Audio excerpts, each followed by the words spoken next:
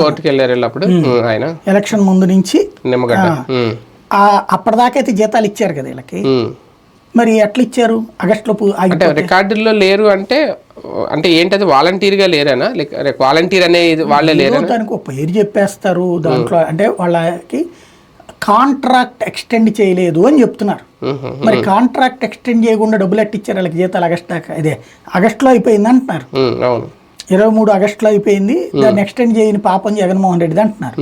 Okay, మరి జీతాలు ఎట్లా ఇచ్చారు? సెప్టెంబర్, అక్టోబర్, నవంబర్, డిసెంబర్, జనవరి, ఫిబ్రవరి, మార్చి దాకా ఇచ్చారు కదా జీతాలు. ఏప్రిల్ దగ్గర నుంచి కదా సమస్య వచ్చింది. మరి అన్ని నెలలు జగన్ జేబులో నుంచి ఇచ్చాడా? ఏదిగా ఈ నెలకి ఆ నెల ఇచ్చాడు కదా. మరి కాబట్టి ఆ జీవో కాపీ వీళ్ళు చూడలేదు, లేకపోతే ఇంకేదన్నా ఆర్డర్ వేశారు, ఎగ్జిక్యూటివ్ ఆర్డర్ లాగా రెగ్యులర్గా వేశారు. ఎందుకంటే అది ఇచ్చింది ఖజానా నుంచి, అదేదో విడిగా సపరేట్ అమౌంట్గా కాదు. ఖజానా నుంచి ఇచ్చినప్పుడు తప్పుగా ఇవ్వలేరు కదా.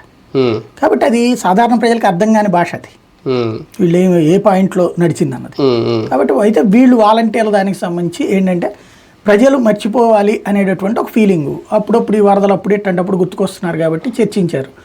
దాంట్లో ఉన్న వాళ్ళలో మ్యాక్సిమం నాయకులకి ఎవరికి ఇష్టం లేదు కాబట్టి వాళ్ళు దాన్ని చర్చించలేదు. లేకపోతే కనుక ఇదిగో ఇట్లాగ అతను తప్పే ఇట్లాగ మాట్లాడండి అని చెప్పుంటారు. ఇప్పుడు 4 నెలలు అయిపోయింది, ఇప్పుడు చాలా మంది ఎవరి పనులు చేసుకుంటున్నారు.